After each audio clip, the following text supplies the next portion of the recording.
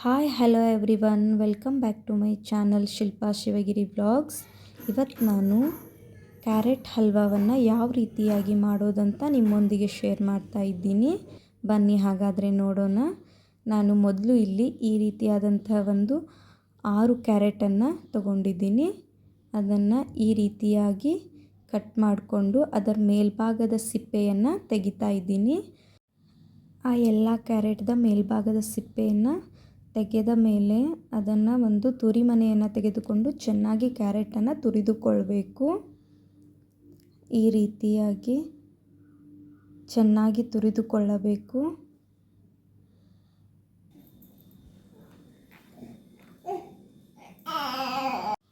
ಇವಾಗ ಒಂದು ಕಡಾಯಿ ಇಟ್ಕೊಂಡು ಅದಕ್ಕೆ 1 ಟೇಬಲ್ ಸ್ಪೂನ್ನಷ್ಟು ತುಪ್ಪವನ್ನು ಹಾಕ್ಕೊಳ್ತಾ ಇದ್ದೀನಿ. ಆ ತುಪ್ಪ ಚೆನ್ನಾಗಿ ಕರಗಿದ ನಂತರ ಅದಕ್ಕೆ ಕಾಜುವನ್ನು ಹಾಕ್ಕೊಂಡು ಒಂದು 10ರಿಂದ 12 ಪೀಸಸ್ ಕಾಜು ಇದೆ, ಅದನ್ನು ಹಾಕ್ಕೊಂಡು ಚೆನ್ನಾಗಿ ಗೋಲ್ಡನ್ ಬ್ರೌನ್ ಬರೋವರೆಗೂ ಫ್ರೈ ಮಾಡಿಕೊಳ್ಬೇಕು. ಈ ರೀತಿಯಾಗಿ ಫ್ರೈ ಮಾಡಿಕೊಳ್ಬೇಕು.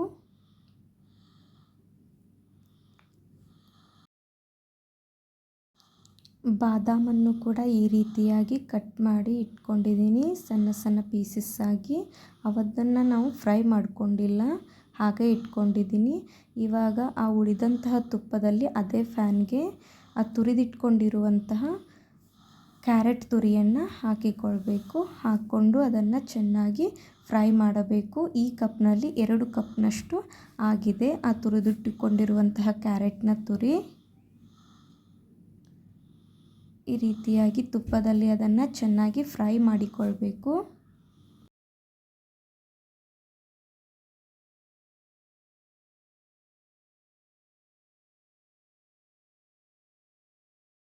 ಈ ರೀತಿಯಾಗಿ 3ರಿಂದ 4 ನಿಮಿಷ ಫ್ರೈ ಮಾಡಿಕೊಂಡ ಮೇಲೆ ಅದಕ್ಕೆ 1 ಟೇಬಲ್ ಸ್ಪೂನಷ್ಟು ಮತ್ತೆ ತುಪ್ಪವನ್ನು ಹಾಕಿಕೊಳ್ಬೇಕು.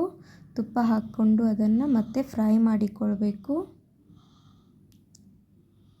ಸರಿಯಾಗಿ ಆ ಕ್ಯಾರೆಟ್ನ ಹಸಿ ವಾಸನೆ ಎಲ್ಲ ಹೋಗುವವರೆಗೂ ಸರಿಯಾಗಿ ಅದನ್ನು ಫ್ರೈ ಮಾಡಿಕೊಳ್ಳಬೇಕು. ಈ ರೀತಿಯಾಗಿ ಫ್ರೈ ಆದ ನಂತರ ಅದರ ಹಸಿ ವಾಸನೆ ಎಲ್ಲ ಹೋದ ನಂತರ ಅದಕ್ಕೆ ಹಾಲನ್ನು ಸೇರಿಸಿಕೊಳ್ಬೇಕು. ಇವಾಗ ನಾನು ಅರ್ಧ ಲೀಟರ್ ಹಾಲಿನ ಪ್ಯಾಕೆಟನ್ನು ತಗೊಂಡಿದ್ದೀನಿ. ಇವಾಗ ಅದಕ್ಕೆ ಎಷ್ಟು ಬೇಕು ಅಂತಂದರೆ ಕ್ಯಾರೆಟ್ ತುರಿ ಮುಳುಗುವಷ್ಟು ಮಾತ್ರ ಹಾಲನ್ನು ಹಾಕಿಕೊಳ್ಳಬೇಕು. ಜಾಸ್ತಿ ಹಾಲನ್ನು ಕೂಡ ಸೇರಿಸಬಾರ್ದು. ಇವಾಗ ನೋಡಿ, ಇಷ್ಟು ಹಾಲನ್ನು ಮಾತ್ರ ಹಾಕಿಕೊಳ್ತಾ ಇದ್ದೀನಿ.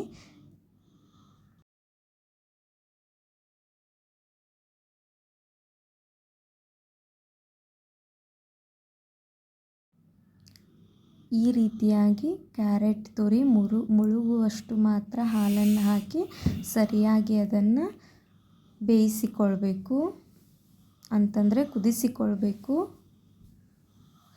ಹೈ ಫ್ಲೇಮ್ನಲ್ಲೇ ಇಟ್ಕೊಂಡು ಅದನ್ನು ಕುದಿಸಬೇಕು ಮತ್ತು ಅದನ್ನು ಕಂಟಿನ್ಯೂಯಸ್ ಆಗಿ ತಿರುತ್ತಾನೇ ಇರಬೇಕು. ಇಲ್ಲ ಅಂತಂದರೆ ತಳಕ್ಕೆ ಅಂಟಿಕೊಳ್ಳುವಂಥ ಚಾನ್ಸಸ್ ಇರುತ್ತೆ. ಹಾಗಾಗಿ ಹೈ ಫ್ಲೇಮ್ನಲ್ಲೇ ಇಟ್ಟು ಸರಿಯಾಗಿ ಅದನ್ನು ಕುದಿಸಿಕೊಳ್ಬೇಕು.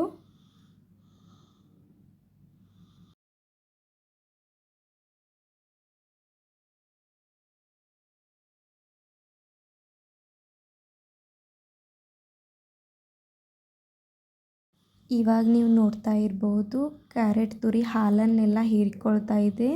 ಸ್ವಲ್ಪ ಹಾಲು ಮಾತ್ರ ಉಳಿದುಕೊಂಡಿವೆ.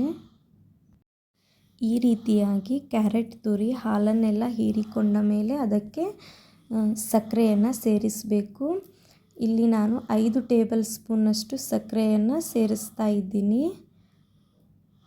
ಅಂತಂದರೆ ಜಾಸ್ತಿ ಸ್ವೀಟ್ ಬೇಕಂತಂದರೆ ಇನ್ನೂ 1-2 ಸ್ಪೂನ್ ಹಾಕ್ಕೊಳ್ಬೋದು. ಬಟ್ ಜಾಸ್ತಿ ಸ್ವೀಟ್ ಹಾಕಿದರೆ ಸರಿ ಅನಿಸಲ್ಲ. ಹಾಗಾಗಿ ನಾನು 5 ಟೇಬಲ್ ಸ್ಪೂನಷ್ಟು ಮಾತ್ರ ಸಕ್ಕರೆಯನ್ನು ಸೇರಿಸ್ಕೊಳ್ತಾ ಇದ್ದೀನಿ.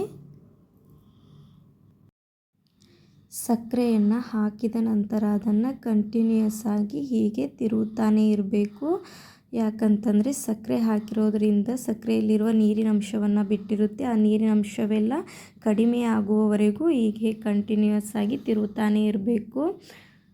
ಈ ರೀತಿಯಾಗಿ ಅದು ತಳ ಬಿಟ್ಟು ಬರ್ತಾ ಇರಬೇಕು. ಎಲ್ಲವನ್ನು ಒಟ್ಟುಗೂಡಿಸಿದರೆ ಈ ರೀತಿಯಾಗಿ ತಳ ಬಿಟ್ಟು ಅದು ಕ್ಯಾರೆಟ್ ತುರಿ ಬರ್ತಾ ಇದ್ದರೆ ಕ್ಯಾರೆಟ್ ಹಲ್ವಾ ಪರ್ಫೆಕ್ಟಾಗಿ ರೆಡಿಯಾಗಿದೆ ಅಂತ ಅರ್ಥ. ಇವಾಗ ನೋಡಬಹುದು ನೀವು ಯಾವ ರೀತಿಯಾಗಿ ತಳವನ್ನು ಬಿಟ್ಟು ಬರ್ತಾ ಇದೆ ಅಂತ. ಇವಾಗ ಅದಕ್ಕೆ ಒಂದು ಸ್ವಲ್ಪ ಏಲಕ್ಕಿ ಪುಡಿಯನ್ನು ಹಾಕಿಕೊಳ್ತಾ ಇದ್ದೀನಿ ಮತ್ತು ಹುರಿದಿಟ್ಟುಕೊಂಡಿರುವಂತಹ ಕಾಜು ಮತ್ತು ಬಾದಾಮನ್ನು ಹಾಕಿ ಮಿಕ್ಸ್ ಮಾಡ್ತಾ ಇದ್ದೀನಿ. ಇಷ್ಟು ಈಸಿಯಾಗಿ ಕ್ಯಾರೆಟ್ ಹಲ್ವಾವನ್ನು ಮಾಡಿಕೊಳ್ಬಹುದು. ಈ ವಿಡಿಯೋ ನಿಮಗೇನಾದರೂ ಇಷ್ಟ ಆಗಿದ್ದರೆ ಪ್ಲೀಸ್ ನನ್ನ ಚಾನಲ್ನ ಸಬ್ಸ್ಕ್ರೈಬ್ ಮಾಡಿ ಹಾಗೆ ಲೈಕ್ ಮಾಡಿ. Thank you for watching.